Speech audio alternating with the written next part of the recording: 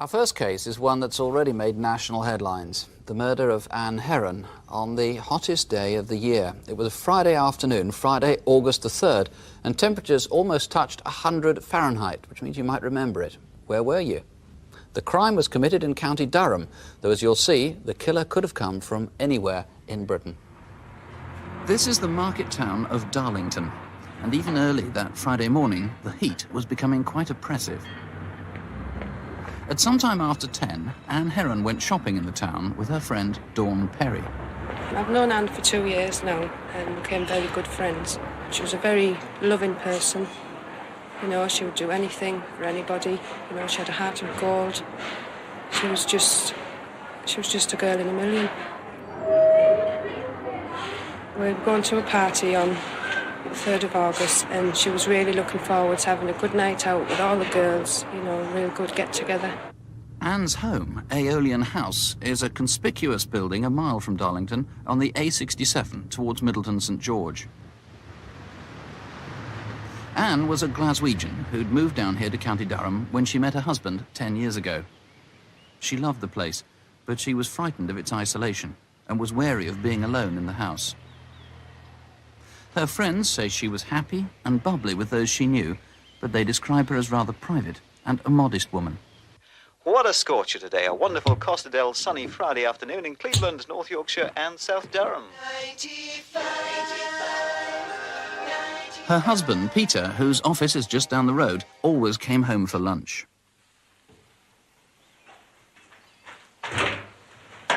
Hello, Princess. How are you? I'm okay. It wasn't so hot. Aye. Resist being sent home for yesterday's strike. Britain's hottest day, the temperature heads for 98 degrees. Renewed fighting has broken out in Kuwait as Iraqi troops... Ah, great. Yesterday, 8 American oil workers are reported... You're not having anything? No, I had something at McDonald's while I was out shopping. This morning, the Did you buy anything? Just a birthday present for Diane. Under fire. And what are you doing this afternoon? I thought I might do a couple of hours sunbathing. Didn't get a chance this morning. At 2 o'clock, Peter went back to work.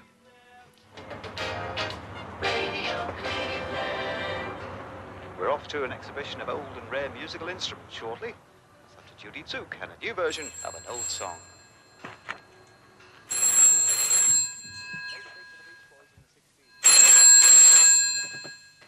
Hello?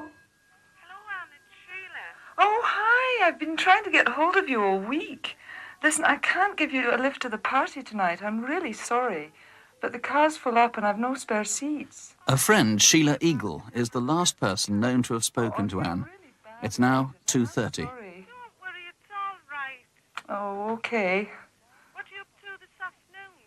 I was going to sit in the garden and top up my tan. Oh, you'll end up looking like a wizened old prune. No, you're just jealous. See you tonight, Anne. Bye.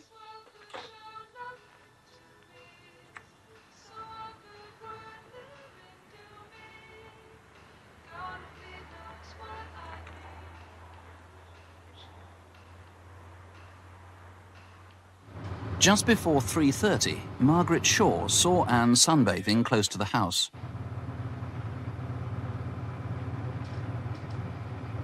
This is the last known sighting of Anne.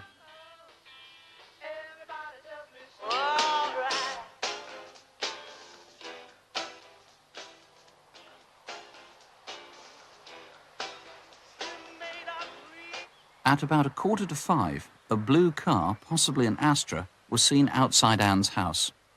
And later, it's thought there was a blue Sherpa van parked at the end of the drive with 3 men in it. Just after 5, a taxi passed the house and the passenger saw someone running down the road. She thought it odd that a man was running so fast and, despite the heat, was in long trousers. He ran off towards Middleton St George.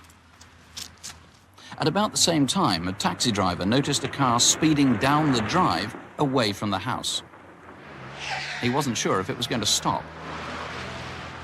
He came out behind me and accelerated very, very fast, past me straight. And as he passed me, I looked over and got a split-second glimpse of him, and he accelerated past over the roundabout, heading towards Darlington.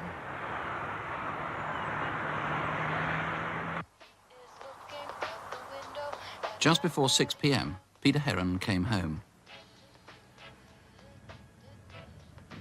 Unusually, Anne was not there to meet him, and the front door was wide open.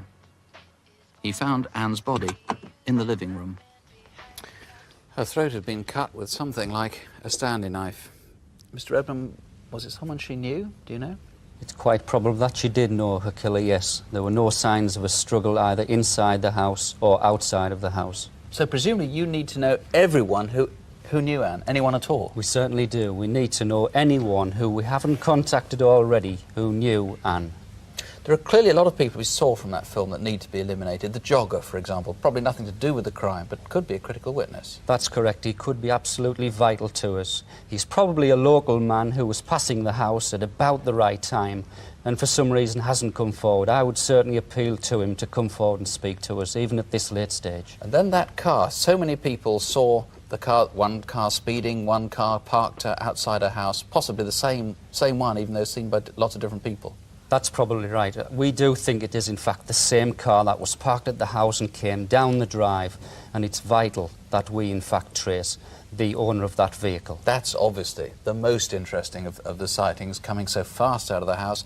And it's probable, again, that the van that was parked at the end is something you need to eliminate, isn't it? That's correct, yes. The three men who were with that van parked at the end of the drive are essential witnesses, and we would urge them. There aren't many vehicles with such a sign as that on the side.